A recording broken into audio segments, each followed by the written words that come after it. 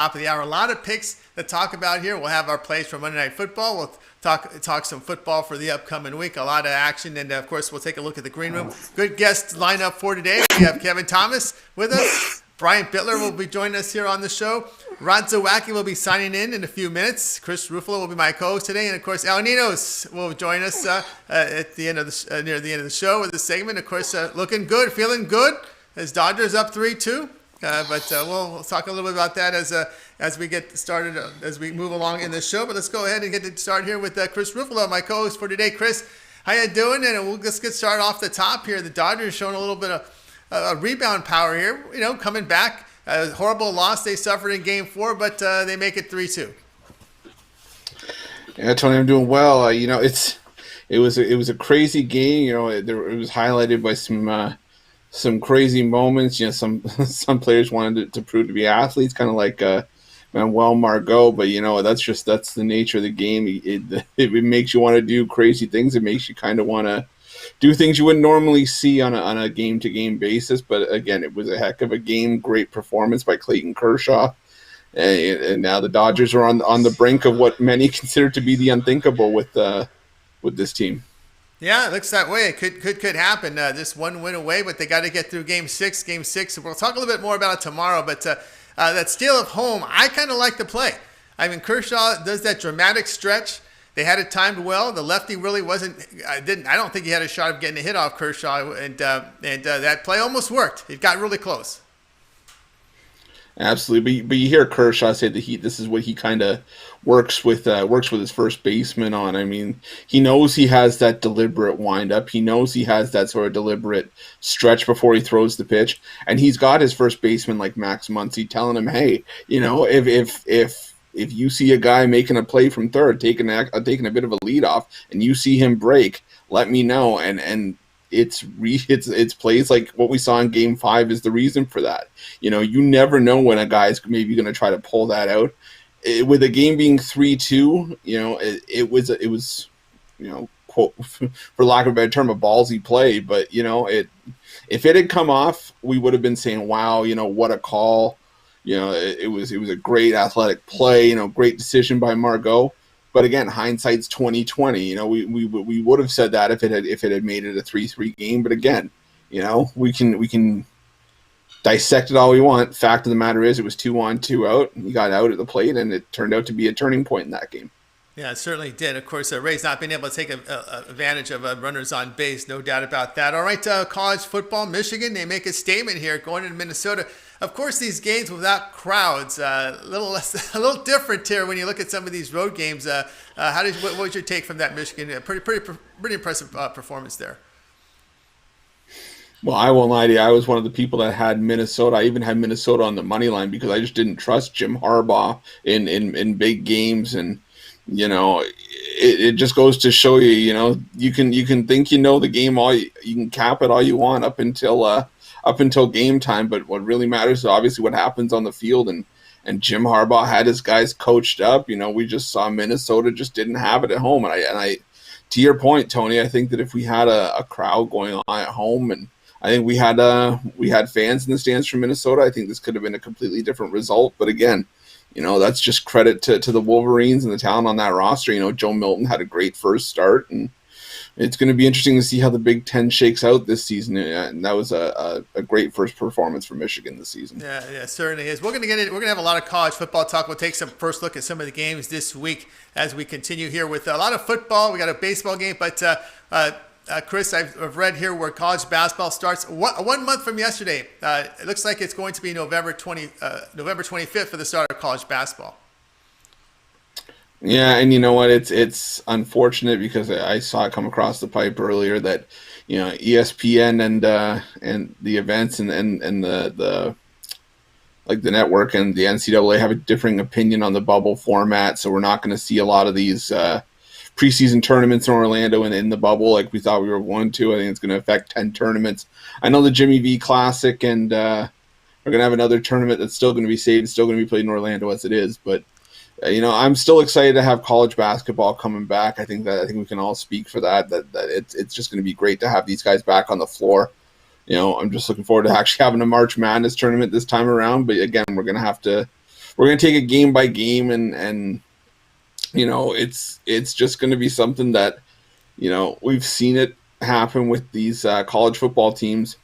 This virus is no joke, so these guys have to be very careful. They can't put the season in jeopardy, but it's the world we're living in right now. So, but like I said, I'm just excited to get the ball rolling again here. Absolutely. Of course, the Patriots, a lot of woes with them. Quarterback situation up the air. Cam Newton, force him. I didn't think it would take this long. They got the film on Cam. Force him to beat you with his arm. It's not going to, he just doesn't have the arm strength or the accuracy.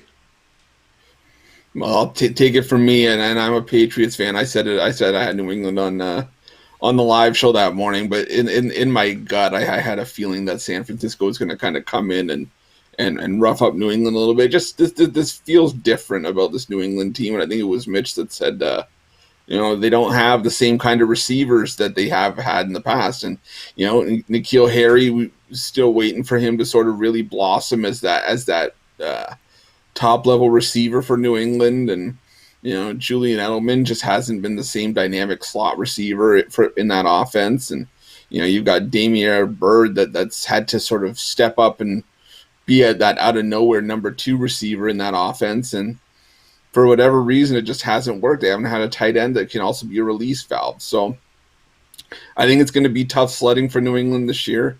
I think this is going to be a playoffs where you're not going to see the New England Patriots in the mix. I do think that they are going to re-sign Cam Newton. I don't think they're going to turn to Jarrett Stidham in the coming years. I think Newton's a reliable option as long as he stays healthy. But Tony's, like you said, teams have the game plan on him. Make him beat you with his arm. Don't let him get into the open field with his feet, and you'll have success against this team. This New England team, it's a team that was ravaged by opt-outs in the COVID as far as the defense goes. So winning in New England's not a sure thing this season, and it's going to be a tough season for the Patriots. Yeah, no doubt about that. Looks like to be a really tough season for New England. All right, we'll continue here on the drive-through. Matter of fact, getting a lot of contributions here from the chat room about the Bears and Rams Monday Night Football game. We will have a pick on the Bears-Rams a little later in the show, and a lot of college football. I know for your soccer fans out there, we'll even touch a little bit on the Champions League action for Tuesday, so stay tuned with us. We're going to go ahead and get the show. Go ahead and get one of our picks in with one of our Big Dogs handicappers. We'll welcome Brian Bitler into the show. Brian, how are things going? And of course, you're sitting here watching Cam Newton's, era here in New England, and it's not really working out well. Yeah, I agree with Chris. I kind of had a funny feeling about that game. Luckily, I found myself on the right side of that line, had the 49ers there, but didn't take them on the money line. Niners, I think, are going to get better as the season progresses and this team heals up from injury. I think Jimmy G is going to get a little bit better and better. I don't know what his ceiling is, but he's got a good team around him. Yeah, he definitely has a really good team around him. And, of course, that offensive line to open up the holes for that run game. And, okay, we're going to stick the NFL theme here with you, Brian, even though what a weekend you had in college football, man. You just shot up. Of course, the number 1 guy had a great week, too. So you're on his heels here battling for that top spot in college football. Over 1,000 years of profit in college football. Brian Bitler over at Big Dogs Premium. We'll talk more about that a little later. But now it's time for his pick from Red Hot Brian Bitler. Atlanta at Carolina, your Thursday night game. The Panthers, 2.5 to 3 point favorites here. Total sits at 49.5. Of course, Atlanta just figuring out new ways to lose. I mean, this is just check another one off. Another way you can lose a game. And of course, Carolina covers. For those people that had them, plus the 6.5, plus 7, you're smiling because when you lose but cover, you get a little. You still keep that value on the team coming back the following weeks. So how do you see this one, Brian? Sometimes I have a little hesitation about backing the Carolina Panthers when you're giving up points here. But I think early, today is a good day to bet them if you can get that -2.5 number. Atlanta, just a demoralizing loss. What a way to lose a game. He couldn't get down before he scored that touchdown, and that really enabled the Lions to drive the field and win the game. And caused a lot of Atlanta Falcon backers to be upset. But as far as this game goes, Carolina is just, I think Matt Rule's turning around the Carolina Panthers.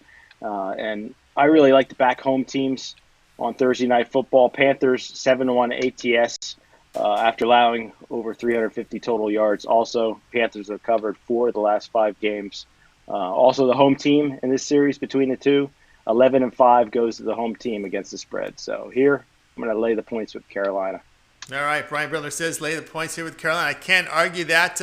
Chris, how do you see this one here? Panthers and Falcons, a contender against a team that looks like they're headed for a high pick in the first round. Yeah, it's not often that Brian and I are on the same side, but I can't disagree with him here. The Atlanta Detroit game might have been the first time where I actually saw defenders signaling for a touchdown when the offense had the ball. It was strange, but Todd Gurley even said he was pissed off at the end of that game that he didn't hold up. But it's like Brian said, it was a demoralizing way to lose for the Falcons. But Tony, like you said, it was also another way that the Falcons found a way to lose a game. And now going on a short week, having to play Carolina, a team that's already surpassing expectations this season. It's not a good combination. I mean, I've touched on it before. I like Teddy Bridgewater a lot better as an underdog than I like him as a favorite, but this is one of the few spots where I like him as a favorite because Atlanta just can't seem to get out of their own way. We've talked about it. That Raheem Morris may not have been the right coach, at least long-term for this team. Maybe he'll try to fix the defensive issues, but this is still a team that has to score points to be effective. And, that offense, for whatever reason, can't do the damage that it's done in the past and can't do enough damage with a team that features Matt Ryan and Julio Jones. So I'm on the Panthers as well here. Yeah, I can't argue that one. Brian, looking at this Carolina Panther team with Teddy Bridgewater, again, all you got to worry about is if they get their offense, if he gets protection, and I just don't see Atlanta really coming in with some pass rush here on him. Also, Carolina's a team that usually gets good value on the line from week to week because, they're a team that's under the radar, especially without Christian McCaffrey. And I think they've actually played better without him. So when they get him back, I really expect this team maybe to push for a wild card spot, depending on how things break down. Yeah, that can happen. Remember, they added one playoff team this year. Only one team gets a bye. I know it's a little early to talk about playoff positioning, but that top seed here, each top seed will get a first round bye, but that'll be discussion probably in December when we get toward the end of the final few weeks of the regular season. All right, Brian, he's on record here. Carolina Panthers -2.5 against Atlanta. And do you see this line going to 3, by the way? Are you one of those line forecasters say get it now before it jumps to Their early actions, actually, when I looked today, was on the Falcons. I really was a head scratcher for me. I don't know why people would want to jump on the Falcons early, but for me, I would lock in at the 2.5 if you can get it, because I would see it going to 3, maybe 3.5, depending on how the action comes in. Yeah, Chris, so obviously 2.5 is obviously you don't want that 3 because some of these divisional games are tight, they're close, and you get that 3-point spread there at the end. Yeah, last night with the Arizona Cardinals. Yeah. Oh, sorry, Chris. I didn't mean to jump on you. No, go ahead. I was going to say, those like the half a point with Arizona, I thought that was really going to come into play last night. I thought Seattle was going to win it by a field goal. But, it was a wild back-and-forth game, definitely entertaining. Yeah, no question about that. All right, Brian, we talked about you at the top leaderboards in college football. As we head into another week of action, what do you have going on over at Pig Dogs Premium? Well, tonight I got my NFL Monday Night Football money shot. Yeah, I'm going for 5 straight winning days at pickdogs.com. So you can get that play for $30, or my year pass is on sale. I took $100 off of it, $1,200. That breaks down to $100 a month for my picks. So get my year pass until 8 p.m. tonight for $1,200. All right, guys, you see Brian Bitler documented over at Pig Dogs Premium. Over 1,000 units of profit college football. A lot of college football left to be played, guys, so get on board. Why not pick up one of those long-term packages? You got a 7-day or 30-day all-sports pass right now. He's giving you some value up there at Pig Dogs Premium, so check him out. The guy will produce winners for you. And, of course, you can listen to him every morning on that show with Mitch. Right, Brian? You're up there 10:30 in the morning, Eastern? Yeah, I'm with my favorite guys in the world, the Pick Dogs. We got also, we don't have the Prime Minister on yet, but Rod will be joining us a little bit later. And Mitch, me and him always go back and forth, but I look up to Mitch. He's a good guy, so we have fun every morning. Yeah, a lot of fun every morning. All right, Brian, it's always great having your show. We'll talk to you all the way to Friday. And so have a great week. See you later, gentlemen. All right, everybody. Brian Bitler here on The Drive-Thru. Guys, remember, we're here Monday through Friday, 6 p.m. Eastern Time, breaking down the primetime action. Of course, that means if there's no primetime action, we get right into football. So it's going to be football. Tomorrow we'll have some World Series talk and some picks for you as well. But today we continue the show here, and we're going to take a early look here at some college football. Chris, Kansas State at West Virginia, and I think this Matchups looks pretty good here. We've got Kansas State a dog in this one. West Virginia 3.5. I'm now seeing some 4s here. Of course, I believe it was Skylar Thompson, the quarterback there for Kansas State, is a little banged up. But this West Virginia team, pretty good defense. So how do you see this one? They're a very good defensive team. This could be a game that helps decide a spot in the Big 12 title game fairly early in the season. I mean, look at what Kansas State's done, 4-0 so far in conference play this season. And it's just been a Kansas State team that's put their noses to the ground and just had to grind out a bunch of wins. But they found a way to get the job done, and West Virginia's done it with their defense. Unfortunately, couldn't get the job done against Texas Tech last time out. I was unfortunately the victim of that one, but this is going to be a great game, and especially in Morgantown, it's usually a tough place to play. Again, this could be another instance of where a lack of a home crowd, at least not a full house, can maybe be a bit of a detriment to West Virginia. I'm leaning towards Kansas State early just because I like the way the Wildcats have played, and I think that they have more at stake in this one. But we're going to have to look at that as the week goes on, as the line moves. I think that's is going to be a game to definitely keep an eye on, and this may end up being a game that's better to watch rather than just bet because of how close the two teams are and how good this matchup's shaping out to be. Yeah, that's right. When you look at the Mountaineers at home, they have spread covering wins in all 3 against obviously Kansas, a bad team. Baylor, a pretty good team. Then, of course, in FCS school, so not a lot to choose from there. But how do you see the quarterback situation with West Virginia had a quarterback in place? It looks like Doji, who's a complete 64%, can move the ball through the air. But K-State still a little question marks there with their passing game. Yeah, and I mean it's going to be question marks for Skylar Thompson all the way up until game time. I think, Jared Doji, he's stepped up for the Mountaineers this season, no question about it. I mean, you always kind of wonder who's going to be the next guy to step it up for West Virginia. He's going to be able to air it out for the Mountaineers, and Doji's been that guy, and he's like you said, he's completed 65% of his passes.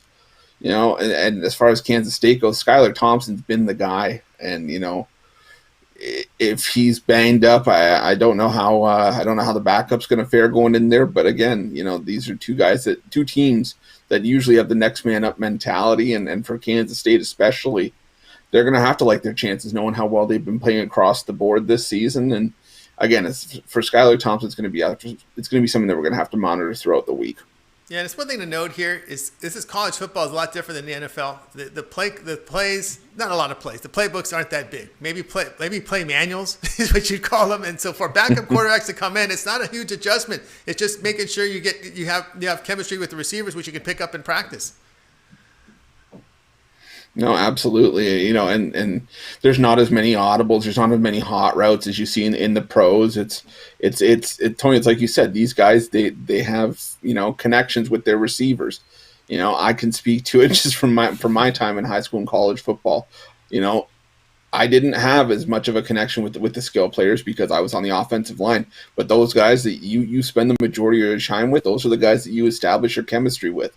And that's going to be the same thing for the quarterbacks and the receivers on these teams. When you spend the majority of your time together, you're going to know how guys, react, what routes they run the best. And that's just the nature of the beast. And I think, I think it's definitely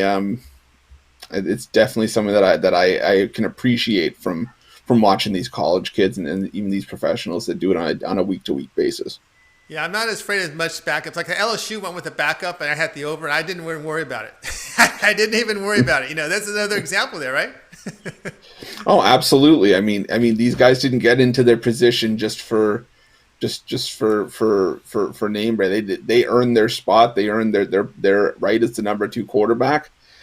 Some teams have let's say 5 quarterbacks on their roster, but I guarantee every single one of them can throw the ball at least 60 yards and have the acumen to be able to play college football at a high level.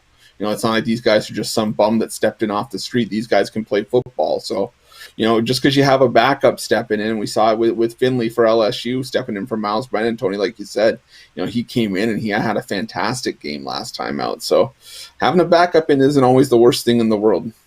Yeah, sometimes it can be better, and I know looking at UAB, I've noticed a backup looked a little better to me than the starting quarterback. All right, continue here with the drive-through. I'm joined by Chris Ruffalo, my co-host. Let's go out and bring on one of the Pink Dogs cappers. It's Kevin Thomas. Kevin, how are things going today? How was your football weekend? It was a lot better than the last weekend, so I'm heading in the right direction, and hopefully tonight it puts me over the edge and all right, continue. All right, very good, very good. I see that Boston shirt on, so I got to ask you the question here about those Patriots, man. Oh, what do you want to know about them? Well, I'm not a fan. I'm not a fan. I like all sports. I like all teams, but they're horrible with Cam Newton. They're going to have to. As much as I'm thinking Dallas is going to go after Fitzpatrick, I won't be surprised if the Patriots don't make a move and go get him. He's just horrible. Yeah, that's the question, but you got to wait till after the season, right? I don't know if Miami would want to trade him in the division. That'd be a kind of unless they offer a ton of draft picks, but that's not like Belichick to get the raw end of a deal. I don't. You think it would cost a lot to get him right now? I think Miami, if you're trading him to a division rival, I think they would ask a little bit more of Miami than they would of Dallas, or I should say, a little more of New England than they would of Dallas. Agreed. Yeah, there's going to be a divisional premium there. They'll ask for a little bit extra. Yeah. And I'm going to get your thoughts here on this World Series game. Chris and I talked about in the open here with the Dodgers up 3-2. Of course, it looks like Gonzalez, and of course, Game 7, if there is one, will be Urias and Kershaw probably starting and one relieving. You see, this is pretty much Game 6 is a tough one because Gonzalez has not pitched well in the postseason. High walk rate, gives up some homers, but again, he doesn't go very deep in games. After an inning and 2/3, he's out, and then we see the whole bullpen. How do you see Game 6 coming in? I think if Snell can do what he did his last time and go 4 hitless, I think if he can get him 5 innings, Tampa takes this and it goes to a Game 7. And I'm sure the calls will be in Tampa's favor because there's going to be more money if there's a Game 7. So I would look at that too, who the umpire behind the plate is and stuff. But I like Tampa, and then I still like Tampa to win it. But I'll be realistic. If Kershaw goes out there with all the years of failing, I think the way he's been pitching, I think the momentum Dodgers will win it all.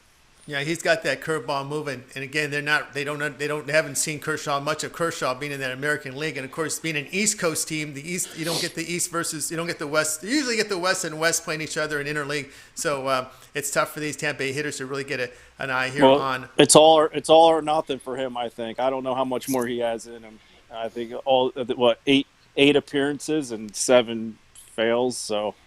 Yeah, I think it's now or never for him. So I would expect a big Game 7, which I think for money-wise and for the ratings, I think everyone wants a Game 7. And us as bettors, we would like a Game 7 too. Yeah, the more the merrier for us. No question about that. All right, Kevin, you're going to take a look here at some Thursday night football with South Alabama and Georgia Southern. We're seeing Southern here down to about a 5-point favorite. Total sits at 49.5. Of course, Southern coming off. They played Coastal Carolina, held them to 28 points, but the offense could only generate 14 on the Chanticleers, who was just really looks like the top team in the Sun Belt. But South Alabama's put together back-to-back wins against not the greatest teams there in the division in their conference. UL Monroe 38-14. Actually, Alex Smart gave us that winner, by the way. South Alabama, that was a good play he gave out, and of course Texas State with a 10-point win against them. So how do you see this one? I'm still liking South Alabama here. I mean, I'm sorry. You got to look at the quarterback, Shea Wirtz. The guy's a 4-year starter in college. South Alabama's only given up 20 points. Or no, I'm so sorry. I'm with Southern Georgia. So sorry. Yeah. South Alabama's given up 27 points. Southern Georgia is holding teams to 20, so you got 20-27. There's your 7-point spread. We're looking at who South Alabama has played. They have one road win, and that was against a very bad Southern Mississippi in Week 1. Other than that, I'm not seeing a lot of great wins there. And then when you go back to Southern Georgia, who are their losses? You got Lafayette, who was ranked, and then Coastal Carolina, who we all know is the top team in the Sun Belt right now. So I think Southern Georgia comes out and runs the ball like they do. I mean, just they're the fourth top running team in the nation behind Army, Air Force. I mean, look at those two triple option teams at Virginia Tech. Now, last week they didn't fare so well in running the ball against Coastal Carolina, but I think at home, I think they're going to light it up running the ball, and it's going to be a low-scoring game, and I think they cover that. I love the 5. I liked it at 6.5, so 5 is even better for me, so I'm all over that. All right, Georgia Southern, the running team against South Alabama. It looks like Georgia Southern has stepped down in class after, like Kevin said, Georgia Southern lost and played close games to the top teams in the Sun Belt. How do you see this one, Chris? Well, I'm with him on this one. I mean, you look at South Alabama, the 3 wins against Texas State, UL Monroe, and Southern Miss, combined 2-16 this season. So far from a strong schedule. I mean, on the other side, Georgia Southern's coming off that loss to Coastal Carolina, Tony, like you mentioned. And that game was tied going in, partway through the fourth quarter. And I mean, Georgia Southern's other loss this year, like Kevin mentioned, was to Louisiana, and that was a 2-point loss where they were 11.5 road underdogs. So. I mean, you look at the loss to Coastal Carolina. That was the first time that Georgia Southern was outrushed in over a year, and that's a team with an option offense. So I think they're going to try to establish the run here. I think Georgia Southern, they averaged nearly 250 rushing yards a game, and South Alabama's 2 losses, they've given up almost 400 rushing yards. So, and this is all South Alabama's first road game since week 1. So, I think going into Georgia Southern. I think the Eagles get the job done, so I'd lay the points with the Eagles as well. Yeah, I can't argue that one with Georgia Southern here against South Alabama. All right, Kevin, as we reach for the bottom of the hour, why don't you let everybody know what you have going on over at Pig Dogs Premium? You can still get my top NFL pick for tonight's game, and then tomorrow you'll definitely get a top MLB pick, and then check out the rest of college and NFL weekend, and let's get ready for some college basketball. Absolutely. Let's do so. I'm ready for that. All right, guys. Check out Kevin Thomas over at Pig Dogs Premium. Pick up one of his all sports passes right now. 7-day, 3-day. A lot of football here for the next month, guys. We're getting the Pac-12 and the MAC conference next week. So there'll be a lot more action, a lot of more weekday action, which we need as we approach college basketball. All right, Kevin, as always, great having you on the show. Have a great week, and we'll talk with you next week. See you next Monday. Thank you.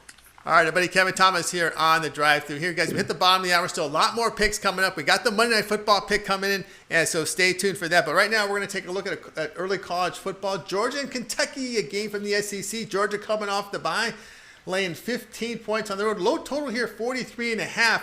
Of course, Georgia trying to come off the smarts here from losing to the Alabama team. But listen, they're playing now in their division, East Division. So now this is where they got to pick up some wins because they want to get that bid into the SEC title game. It's still in their possession if they just take care of business. So Kentucky, Chris, a team that I thought had a little bit more offense with the returning quarterback, but this has not been the case. They've struggled a little bit, and that's why we see a big line in this one.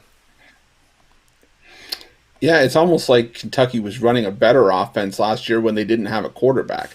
And Lynn Bowden was doing a good job running that offense. I mean, granted, he's not doing it anymore. I mean, you got Terry Wilson back under center, but just for as many running backs as the Wildcats have, you'd think they'd maybe shift towards a more ground-based offense. I wouldn't necessarily go full on option, but you would think that the ground game would implement itself a little bit more. And for whatever reason, it just hasn't done that. And Terry Wilson isn't a gunslinger by any means. I mean, he hasn't been the kind of quarterback to consistently air it out and connect with his receivers. And play like that's not going to cut it against many teams in the SEC, especially a Georgia team that's coming off of that loss to Alabama, who's, for lack of a better term, again, ticked off. I mean, Georgia, they had their chances against Alabama, and they had a good first half in that game before just letting it ultimately slip through their fingers. And I think Kirby Smart's going to pound it into his guys' head throughout the week that, they have to be better. They have to play a complete game regardless of who they're playing. And I think we're going to get a complete performance from Georgia. I think the defense is going to step it up regardless of who's under center. I think we're going to see a healthy dose of that Georgia run game. And again, I think this is going to be a game where Georgia puts the boots to to their opponent. In this case, it's going to be Kentucky, and unfortunately for the Wildcats, I think they're just in the wrong place at the wrong time. Yeah, I agree with you. Here's something that really bothers me here is the fact that, Georgia's really stopping the run, and this is a team in Kentucky that's 91st in the nation in passing. So how are they going to get their yards? How are they going to get their points? To me, I think that's the key. And, of course, you're going up against this Georgia defense that's going to try and redeem themselves. You take the one loss. Hey, you can get in the title game with the one loss. I think it's the second loss where things start to fade a little bit, right? I mean, we have seen the occasional case where a 2-loss team makes it into the playoffs, but those have to be like 2 ironclad losses, like to no slouch. Like maybe if you for whatever reason play the number 1 and 2 team in the same season or something along those lines, like 2 top 5 losses you can maybe get away with, and if they're like both road games or something. But again, it hasn't happened often for a reason. I mean, there isn't a very strong case to be made for a 2-loss team. But again, it's a matter of, taking care of business after you get that first loss, because the first loss isn't the backbreaker. It normally is the second loss. And I think that's going to be Georgia's mentality for the rest of the season if they really want to take a serious look at a playoff spot. No question about that. As Chris Rivolo joined me here on the drive-thru, guys. We're here to the top of the hour. Still a lot more picks coming. Now it's time for Chris's show pick. We're going to go to the Big 12 now, as Iowa State is facing Kansas. Big line here. Iowa State laying 28.5, total 54 now. Of course, Kansas is just bad loss after bad loss. How do you see this one? Well, I mean, make no mistake about it. For anyone who's watching the show and anyone who's maybe late to the party on the Big 12 and college football this season, the Kansas Jayhawks are an absolute joke. The Kansas Jayhawks, I almost wonder what the point is of that school even having a football team. But I'm not trying to condone laying 4 touchdowns on the road in most cases. The problem is, again, Kansas is lousy, by far the worst team in the country in my opinion. And in 4 conference games this season, Kansas has been outscored 187-52 in going 0-4 in conference play, after 33.7 points per game. I think Iowa State, Brock Purdy leading that team, and Breece Hall with over 700 rushing yards this season. I think Iowa State's one of the better offensive teams, in terms of 3-2 teams in the country. I wouldn't be surprised if Kansas gets beat by 30 plus the rest of their season. I see this being an 0-10 Kansas Jayhawks team without question, even with Les Miles leading the charge. And I think, this is going to be a tough road for Les Miles. I think he's going to want to get out of Kansas as soon as possible. But as far as this game goes, I'm laying the points with Iowa State here. I think this one's going to be 63-10. This one's going to be over by halftime, and even after the half, they're not going to stop. But this is going to be an ugly game for the Jayhawks, and it's Cyclones all day here. Yeah, it's going to be. I'm with you there. It looks like it'll be a really ugly performance here. When you look at Kansas at home, they have failed to cover 14 of their past 22. Worst in conference on third down and completion rate. Again, probably a lot of 3-and-outs in this spot, and of course Iowa State looking to bounce back, and I think it definitely points out to a blowout game. All right, Chris, we just passed the bottom of the hour, so what do you have going on over at Pick Dogs Premium? Well, we had the Monday mix bag go off. We had a tough start to the day with Tottenham, but you know what? That's fine. We're gonna have the Monday nighter. I'm going to repost the winning side and total for the Monday night football game. I'm going to put it up there for $25, just for people watching the drive-through.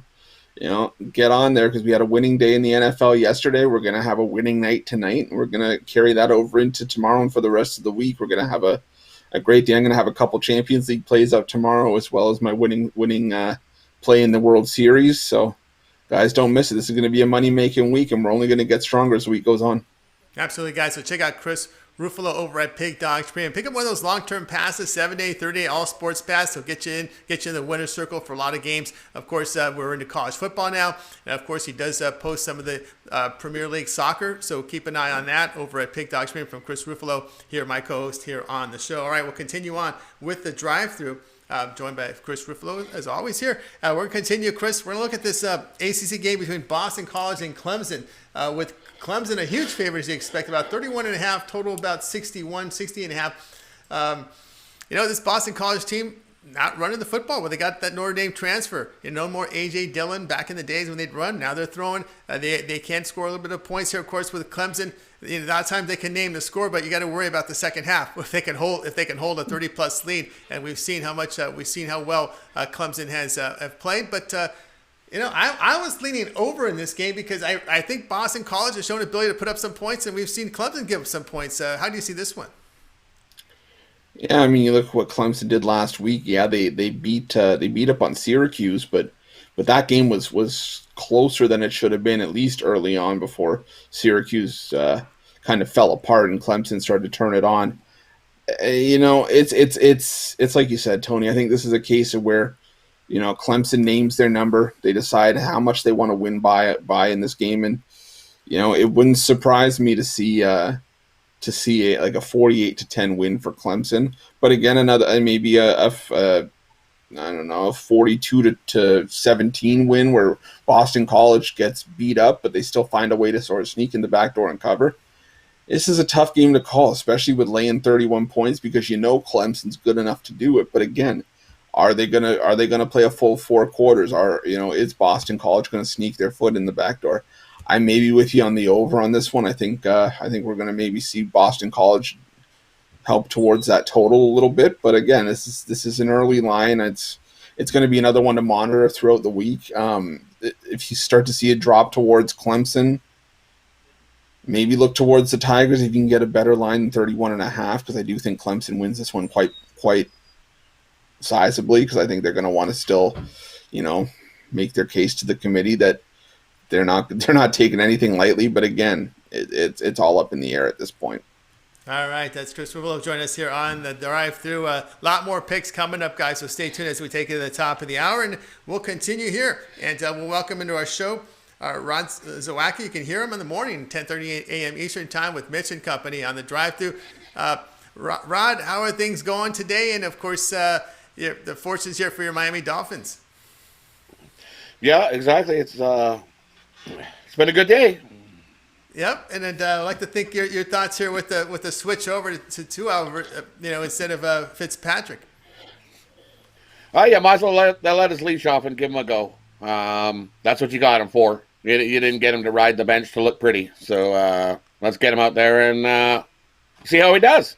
It's definitely a different approach, because usually you wait till the team sucks when you bring in your star draft pick, but now you've got the team playing well, they're blocking, so Fitzpatrick knew what he was getting into. He's sitting all the pouting, but really he came in as a free agent. He knew what he was there for. Well, yeah, but you figure what they used to do, right? They used to let your rookie ride the whole year. He would ride the bench for the whole year, and then maybe by the halfway through the next season, he'd be ready to go. They'd give him time. In this era and age, they throw him out there right away, get him in there, and see how he does. Well, sometimes they want to get him.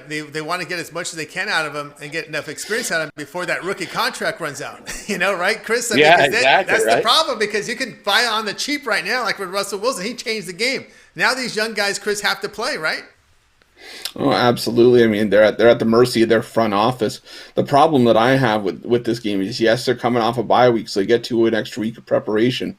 But the first thing you do is you throw him to Aaron Donald in that Rams pass rush, even on a short week. That's not an easy task. And I'm worried about Tua, because he has that history with that hip injury. But again, he's been given a clean bill of health. The problem is, it's just Aaron Donald's going to come after him, and rookie or not, he's not gonna give him any pleasantries he wouldn't give to any other quarterback in the NFL. That's for sure. Yeah, no doubt about that. All right, here. It also, the front office must have a little faith in that offensive line there to huck him out there. Yeah, and that's what you want. You want to be protected with a good offensive line, because that's really what screws up these young quarterbacks. They usually come in when the team's doing bad. And why was the team doing bad? Because they couldn't protect the quarterback. So guess what? We're gonna bring our rookie guy and have him play in front of a terrible offensive line, right? Yeah, exactly. That's the way I look at it. I'm looking. The offensive line has been protecting Fitzmagic. So why can't they do the same thing for Tua? Yeah, I agree with you there. All right, continue here on the drive-through. Okay, Rod, you're looking at some NFL. You're looking at this really good game between Pittsburgh and the Baltimore Ravens. Ravens coming off a bye here, and there's something a lot different with this line. You usually see this game within a field goal, but we see it actually Ravens -4 in this one. Let's see what we pull up the total in this. It's actually moved again. It's down to -3.5. All right, so now it's -3.5. So the early bettors have now noticed that, hey, wait a minute, when Pittsburgh plays Baltimore, this line should be always at 3. So now it's come down a little bit to 4.5. I'm seeing it. There's 5 in a book, 3.5, 4 in some places. Total of those sits at 46.5. Baltimore coming in off the bye, Rod. Exactly. For me, I seen this, and I looked at it, and this line totally, when it opened up, and it was like +6 for Pittsburgh, and you're like, Pittsburgh's 5-0. What's going on here? This game is always a 3-point game, a divisional rivalry battle. But there's something there. I think they wanted you to jump all over Pittsburgh. I think Baltimore, off this bye week, is going to be nice and rested, and I have a nice game plan ready for the Pittsburgh Steelers, who got lucky yesterday, to actually sneak out that win, that the Titans didn't come all the way back and beat them outright. I wouldn't even be surprised if this line does drop to 3 or even 2.5, the way the public's going to jump all over the Steelers here. And I like this Baltimore team's rested. I've looked at the numbers, and these teams they both have great defenses, both like to run the ball on offense. The numbers are almost bang on equally here. But Baltimore, with that week off and their rest coming off their bye week, I think they take down the Steelers here. Yeah, Chris, that's how you see it here with Baltimore and Pittsburgh Steelers here coming off a week of a game here at Tennessee where they were pushed a little bit there. The defense giving up 24, but of course Baltimore, after that 30-28 win against Philadelphia, they let Philadelphia in through the back door, but they get the week off here. How do you see this one? Yeah, I tell you the truth, even with having a little bit of some of the notes, a couple hours before the show starts, I still was having a bit of an issue with this back and forth on it. My initial lean was towards the Steelers, only because you saw Ben Roethlisberger's face after Gostkowski missed that kick, like kind of was like looking towards the bench, like wow, he actually missed that kick, and he was as shocked as anybody for good reasons, because New England Gostkowski, those kicks were going through all day, but for whatever reason he's had the yips in Tennessee, but that's besides the point. But I think, a lot of guys on that bench had that reaction, and they're thinking, okay, well, now everything's on our side. We've got some momentum going right now. And then you go into Baltimore. Granted, take nothing away. This is not going to be a cakewalk. This is going to be the hardest game of Buffalo's season by far, harder than that Tennessee game by a country mile. But, you also look, these two are two top 10 scoring defenses. Baltimore has the best scoring defense in the league. But they're also 27th in the league in offense, and this is not the same, Lamar Jackson-led team that was running the ball up and down the field last season. This is a Baltimore team that's struggling to move the ball, even though they're putting some points on the board. And Tony, like you said, they won 30-28 against the Eagles and let the Eagles kind of sneak in the back door there. I still think this is going to be a tight game. I think this line's bang on. I wouldn't be surprised if it moves down closer towards a pick 'em. I'd probably lean more towards Baltimore, but I think getting the hook on the 3.5, I would probably lean towards the Steelers right now, because I do see it as a field goal game. But again, this is a line that's going to go either way. I mean, it's not going to be much farther than 3.5. It's probably going to be a 3 or 4 point game, so it depends on where you're going to get the line. All right, Russ, how's your line reading ability here? We're seeing 3.5. Obviously, if you want to take the Ravens, would you advise wait for the 3? For me, I really do. I think we are going to see a 3. If you want to jump on the Ravens, I think we see a 3. I'm not sure when we're going to see the 3 and how long they're going to sit here. And they want, from the early people betting, from what I see, is people are jumping all over Pittsburgh like crazy. Why? Because it's a 3-point. It's more than a 3-point game. And realistically, how many times in this series have we seen this come down to last field goal wins type thing? Yeah, so for me reading that line, I look and going, it's either either it's way too easy to jump on Pittsburgh, or they're trapping you to take Pittsburgh, and Baltimore's going to come up. Yeah, Baltimore's offense, as Chris said, they are 27th, but Pittsburgh's offense isn't a prize chicken either. They're ranked 21st, so between 27 and 21, it's pretty close.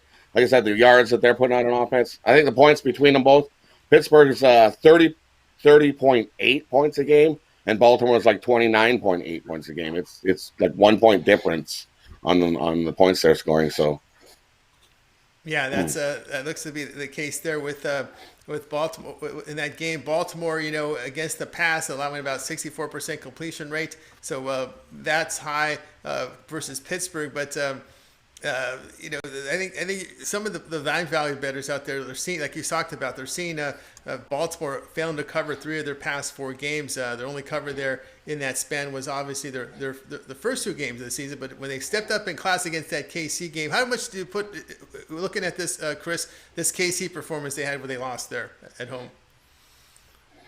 Well, I think you can put a little bit of merit into it. I mean, Kansas City, they're one of the best offensive teams in the league. But then, I mean, that defense has left a little bit to be desired, but it's still a solid defensive unit with Chris Jones up front and Tyrann Mathieu in the secondary. So, they didn't make many changes, if any, from last year's Super Bowl team, and that was for a reason, because this was still a defensive unit that got the job done, even though they had a few blow-ups in the postseason, giving up some points. But I think that if as far as this line goes, if it starts to move more in Baltimore's favor towards 4.5, and you like the Ravens, I think we talked about this on the weekend, you might as well bet it up to almost 5.5, or even maybe 6.5 towards maybe even a touchdown, because you're rarely going to see a 5-point game in this one. And you're probably going to get a little bit more plus money if you push it up towards 6 or even 7. So I think if it gets towards 4.5, maybe look for an alternate line and maybe push it a couple extra points. But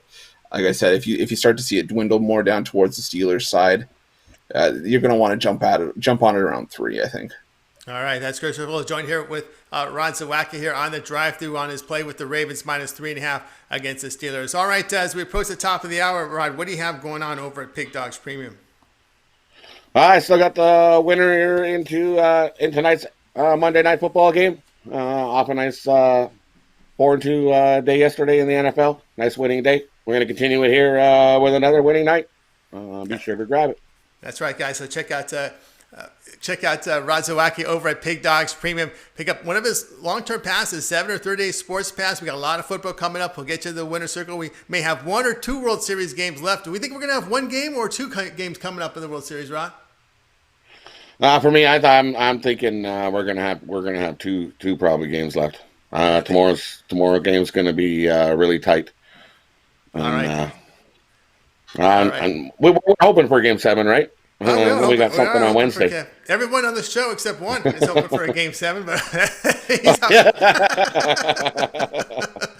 we'll see what transpires when Gonzalez on the hill. All right, Rod, as always, great having your show. Oh, you never know when he's going to be on the show. Juggling, clown show. That's absolutely true. We'll be looking for your birdcage at the end of the show, guys, so stay tuned for that as we recap the picks. Rod, as always, great having your show. We'll listen for you and watch you in the morning at 10:30 a.m. Eastern Time with Mitch and Company. We'll see you tomorrow. Great to be here. Everybody have a good night. All right, our buddy Rod Zawacki here on the drive-through. All right, continue on here. We got a college football game, AAC action here as Temple's on the road to face Tulane. Now, this one opened 3, but we're seeing a lot of movement here to 4.5, 61, and I think it's because this is the same Tulane what we're used to see, or Temple, I should team that we used to see, and they're rebuilding on defense. So they have put up some crooked numbers on defensively, but sometimes the second half of the season, I've seen Temple a lot, and they really get hot at the end when they got a lot of new players. We'll see if that comes to fruition here. But one thing with Tulane, they've been through a gauntlet: SMU, Houston, UCF in recent weeks. So, we'll see how this one goes. How do you see it, Chris? Well, yeah, it's like you said, they've been through a gauntlet so far, but the problem is that's what the AAC's turned into. I mean, with teams like Houston, Memphis, UCF. I mean, Tulane's even been all right this season. Temple's been pretty good. Cincinnati's a rough team. Can only for being a conference, easy for me to say, a conference that's only been around for a few years. They've started to turn into no joke. And I mean, this is probably a 6th conference that should join the Power 5, but that's another story for another day. For this game, I mean, I think Temple's a better team than what we've seen so far. The problem is they've allowed 31 points at least in all 3 of their games this season. Tulane, despite a 2-4 record, they're still really good offensively. And I mean, on the other hand, Tulane can score, but they're terrible defensively. I think Temple's shown the ability to put points on the board as well, and I think it's a tough one to call for the side. So I think my more confident play is on the over in this one. I think we see both teams easily get into the 30s. I can see this one being a 39-37 kind of game or something along those lines. Yeah, absolutely, especially with the Temple team that's rebuilding on defense. They're giving up, 370 yards, almost 36 points a game. This is not like the Temple Owls team we've seen the years ago, but again, this is a young defense that will get better. When they get better, possibly the last couple games of the season, and that will fade into next season. So that's the look here with this Temple and Tulane game. All right, guys, stay tuned here on the drive. There's still a lot more picks coming. We got the Monday Night Football pick coming up, and let's go to him right now. I'll bring our buddy Al Ninos into the show. Al, how are things going today? Doing pretty good. How are you? Oh, can't complain. Of course, you were on pins and needles watching that Dodger game. Of course, Jansen can't get the save. Now, who's the closer for LA?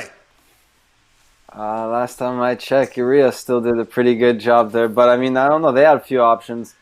I don't think – I mean, I don't know what's going on with Jansen. He used to be our guy. But, yeah, I'd look for other options this year. I mean, it's just not working out. I don't know. Yeah, as I said, not sure what's wrong with him, but it's not been good. Yeah, I don't know if you're going to – I don't think we're going to see Urias in Game 6. I think he's the guy for Game 7 with Kershaw. And he might be. He might be. I don't see Kershaw coming. They have a lot of options. I mean, they have a lot of good arms. I mean, I forget his name now. Damn. But yeah, they have some good hard throwing pitchers out the bullpen that can throw. There's a few of them that can throw about 100 miles an hour. But yeah, they have some options. So it's gonna be tough to go up to a big lead early against Snell. But he didn't last 5 innings last time. I mean, he still did pretty good. He was impressive, especially with his strikeouts. But yeah, don't see them building a huge lead off him, but should be an interesting game again. So yeah.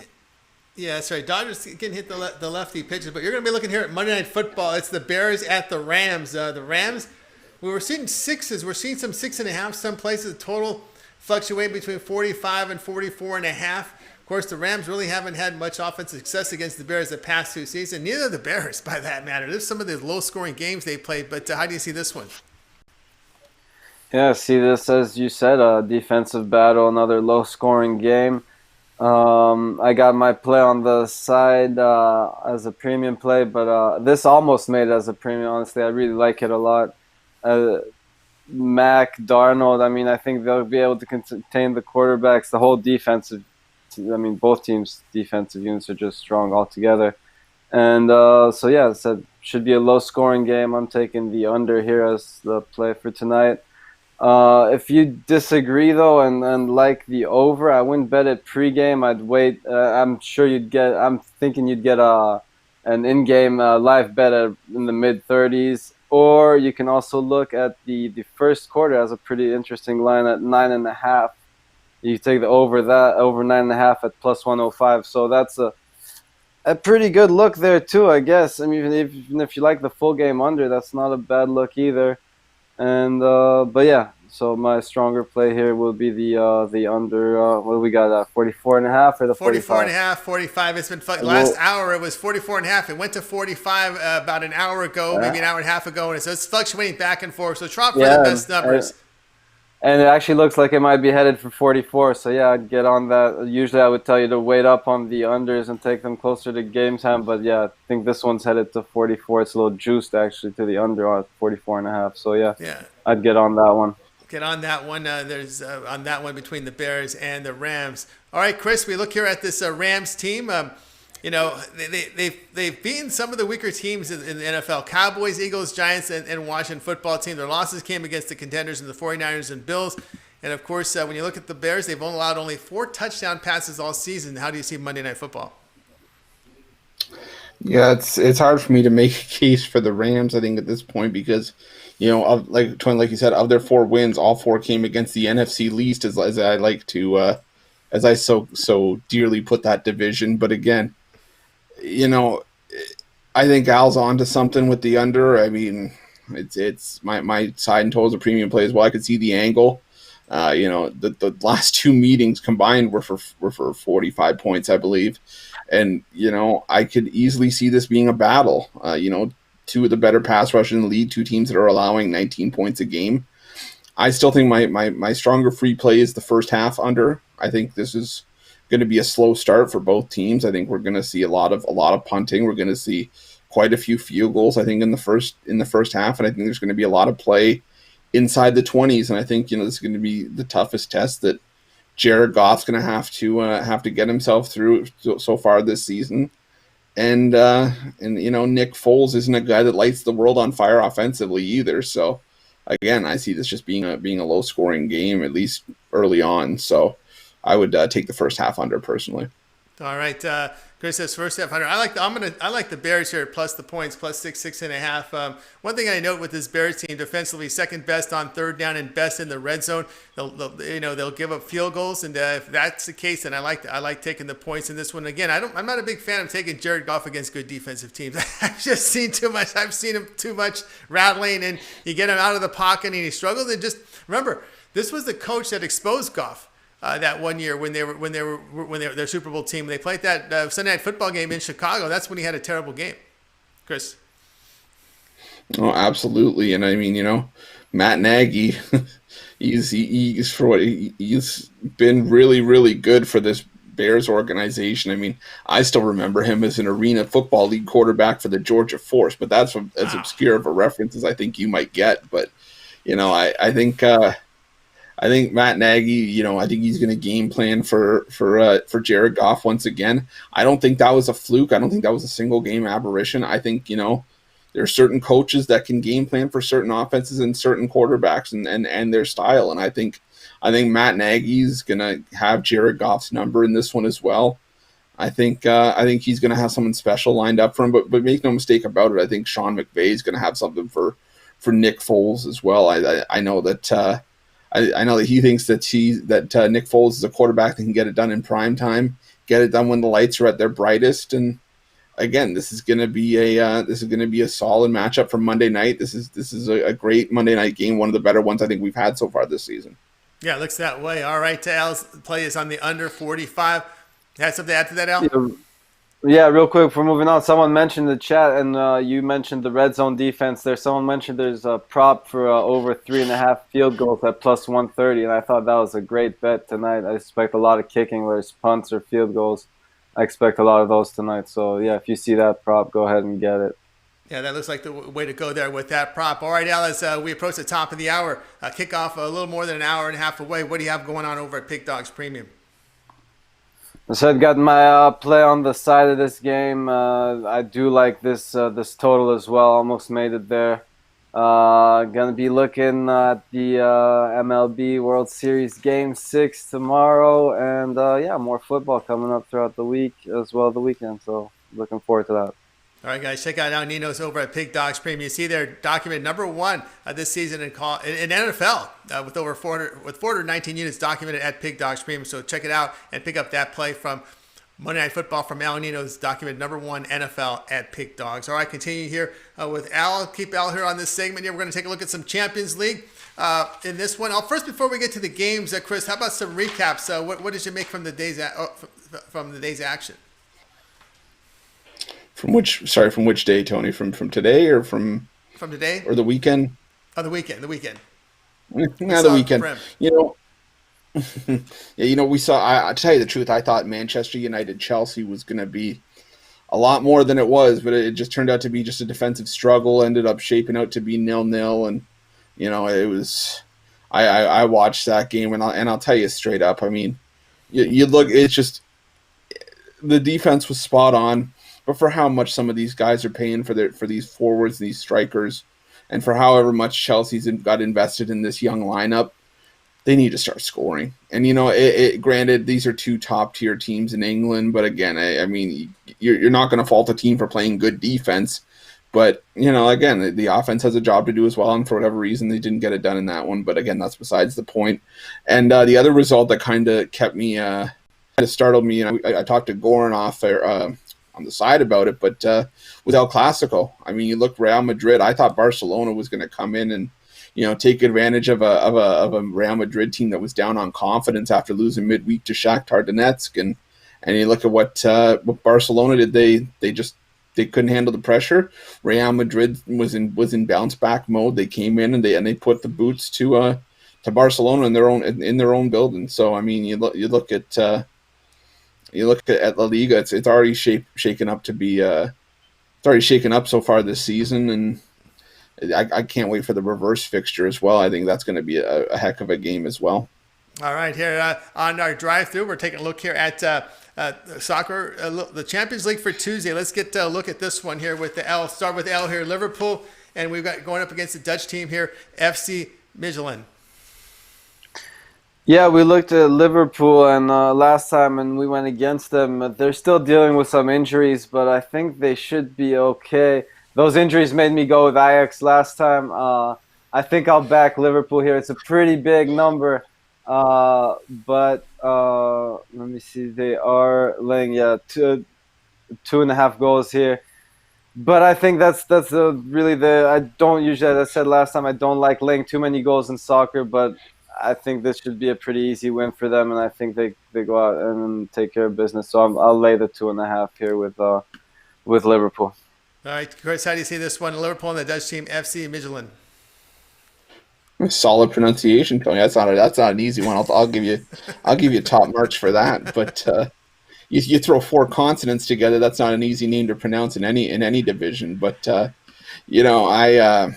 gotta be with Al on this one. I'm just trying to pull up another number. But you look at what Midtjylland did against Atalanta. They were trying to hold on early, and I had the over 3.5 in that game, and I was kind of biting my fingernails and just being like, oh man, don't tell me that Liverpool's gonna poop the bed on me. But they Atalanta sort of chipped away as the game went on. They put the 4th one in later on in the second half, and I just can't help but feel that this is going to be another tough game for Midtjylland to kind of get their foot into. I can see this one being another beatdown loss. I think Klopp's gonna enforce the troops to kind of to show no mercy in this one, and you feel bad watching a team kind of get humiliated on the big stage. But I could easily see this one being another 4-0 win, maybe even a 5-0 win for Liverpool. So even if you feel for whatever reason that maybe Midtjylland gets one, you can take Liverpool and over 3.5 goals at -120. If you don't feel like laying the -2.5 or even -3 or 3.5 handicap, which I can see right now at, -2.5 and -3 with the split is +105. So to lay -3, it's +135. I'm not laying 3 goals for them to maybe push and win by 4. So I think my bet here would be Liverpool to win with over 3.5 goals at -120. All right, that's Chris Ruffalo here on the drive-thru. Now let's take a look at match 2 we're covering here on the show. Marseille and Manchester City, Al. Yeah, again, Marseille let us down late last time. We took the half goal there, and Olympiacos came through late. And they're in for a tougher matchup this week. They are getting a goal and a half, but again, I think they'll just be outclassed here, and I think Man City gets the job done. A couple of chalky plays, but I think that's the only way to go right now. Early in this competition, these better teams are going to want to separate themselves and build their leads in the group. So I'm laying the goal and a half with City here. How do you see it, Chris? When you look at Manchester City, they had a draw with West Ham in the league over the weekend, and if you're a City fan, you're kind of sitting there and hoping. You're saying to yourself, well, maybe hopefully they were at least saving themselves for a Champions League game, because if they don't win this one convincingly, you're starting to sort of scratch your head and be like, well, then what was that result for? Because, we have a team that really should be winning games convincingly, whether it's domestically or internationally. And if they're not doing that, then you kind of wonder what it's all for and why you're spending all this money. But again, I'm with Al on this one. I think Manchester City come in and win this one comfortably. If Marseille fell apart against Olympiacos, even late, they couldn't score a goal, and Olympiacos pulled one out late, I shudder to think how they're going to get anything going against Manchester City, with Manchester City fully focused behind Pep Guardiola here. I could easily see this one being 3-0, but I'm going to lay the -1.5 with Manchester City in this one. All right, and of course, Al, any other games from the championship card you'll be looking at for tomorrow? Yeah, there's a couple good ones. Another one that should be a pretty big win. Bayern's a team I don't mind laying goals with. You can get them almost even money, laying 2.5. Inter Milan -130. It's a bit juicy right there on the money line, but might be a decent look as well. And yeah, Madrid on the money lines also. I see a -116. I think they got a good shot there too. And I think those are pretty much my favorite ones. Atletico Madrid maybe -1, but I like the other plays better. Chris, anything else on your card you're looking at? Two things that I will say for tomorrow. Don't be surprised if Shakhtar Donetsk have another solid game against Inter Milan. It's going to be a tough game, but this Shakhtar team is for real. I mean, we saw it with Shakhtar against Real Madrid, and I'll even say it. Maybe I'll give a preview for tomorrow's show. I'll talk about it, even if we don't talk about the game on here. Zenit St. Petersburg, they're another team that from Russia and the Ukraine that are tough outs, and I think Shakhtar is going to be a tough out for Inter Milan here. I think they're going to give Inter Milan a game, and the other one I'm really excited to see. And I think the one that I'm going to watch tomorrow is Atalanta against Ajax. I think Ajax is another solid Dutch team. Atalanta is a team that just scores goals for fun. I could easily see that one maybe even hitting 4.5 or 5.5 goals. I think that's going to be the game of the day, and I wouldn't be surprised if that one finishes all square. But I think those are the two games I'm going to look at tomorrow. But tomorrow's a great card, even though it's heavily juiced. There are a lot of good matchups on the board. All right, that was Chris and Al breaking down the Champions Leagues for tomorrow. Al, is always great having your show. Have a great night. We'll talk with you again tomorrow. All right, always a pleasure. We'll see you tomorrow. All right, everybody here. Al Nino's here on the drive-through as we'll continue on the show. I'm joined by Chris Ruffalo, and now it's time for my pick for today. And we're going to stick with college football, kind of a familiar tune with this LSU team. We're going to go LSU and Auburn to go over a total of 62.5 points. They combined for 76 points against South Carolina, putting up 52 with a backup quarterback. Of course, so we could see Miles Brennan back. But look at the Auburn side. They're generating almost 400 yards a game. They're running for 4.7 yards. And LSU, it's no longer that stout defensive team we've seen in the past. They're allowing 471 yards, over 4 yards to carry on the ground. Auburn can get that run game going. Bo Mix can make some plays downfield, just enough to get this one over. As we know, the defense here for LSU is not up to par. And one thing to note with the Tigers, they're allowing 400 yards a game and 57% completion. 57% third down conversion rate there. That's not good. I like LSU and Auburn over 62.5. What do you say there, Chris? Yeah, I'm leaning towards that way, Tony. I mean, leave it to you to throw me a game that kind of catches me off guard. But Auburn. I mean, my only concern for this game is the Auburn offense hasn't been that good so far this season, and only putting up 24.4 points per game. LSU hasn't had an issue. They're putting up 42 a game, and like we mentioned earlier in the show, that backup quarterback Finley for LSU. He was very good in his first start. I think this could be a game where you start to see Auburn wake up, especially against an LSU defense that's still getting up 130 rushing yards a game. And that's, for the most part, that's where Auburn's offense has been coming from, because I still don't know how much I trust Bo Nix as a starting quarterback. But I could easily see this one being a bit of a shootout. I could see a 36-30 kind of game where, Bo Nix is forced to step up, and we see a solid performance from the LSU offense. I think that's at least where my early lean is right now. All right, Chris Ruffalo joining me here on the drive-through, guys. Don't forget, we're here Monday through Friday, 6 p.m. Eastern time. Tomorrow we'll have another big show on tap. We'll have a World Series pick from the Dodgers-Rays, game number 6. A lot more football coverage as well. So let's go ahead and recap the picks from today's show. All right, I have Al and Chris with me here. We started off with Brian Bitler. He was looking at Thursday Night Football. Let's take the Panthers -2.5 against Atlanta Falcons.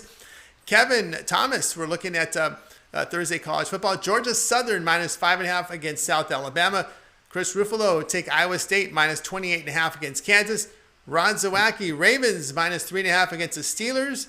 Al Ninos, Rams Bears under 45. And of course, yours truly on LSU Auburn, over total of 62.5 points. And I'll go to Chris. Other than your pick, which one do you like the best? Oh man, well, I'm narrowed down. I see. The problem is I've got it narrowed down to 2. Because I really like that Rams Bears under, but you know what? Just to be different, I'm gonna agree with Brian Bitler. I like the Panthers -2.5 against the Falcons. Yeah, I'm with Chris there with Brian's play. All right, Al. Other than your pick, which one do you like the best? We forgot to ask you last time, so we got to do it this time. Go ahead, Tony. You take it first. I like Bitler's pick. Panthers -2.5. Well, I think we got a consensus. I mean, that was going to be mine, but let's do something. Wow, that is mine. That's okay. That can be That's all right. I might go want towards your the best. Southern as my second one. But yeah, my best would definitely be Brian. Yeah, stick with your best. It's all three there, so you know what happens when that happens. We got 4 people on the same play. So, all right. Al, have a great night, all right? All right, guys. You too, Chris. Of course, this was our show, the drive-through. Tune in tomorrow at 6 p.m. Eastern Time. A lot more show with picks from the World Series as well as football. And, of course, don't forget the morning show at 10:30 a.m. Eastern Time. Mitch and company gets it all started with Chris, Rod, and Brian Bitler on the show. All right, guys, let's go ahead and bring in the crew from today's show. Let's give out a wave. And don't forget to look lower left is Rod Zawacki's Birdcage page. So be sure to keep an eye on that. Get that play down. And we'll give you guys a wave, and we'll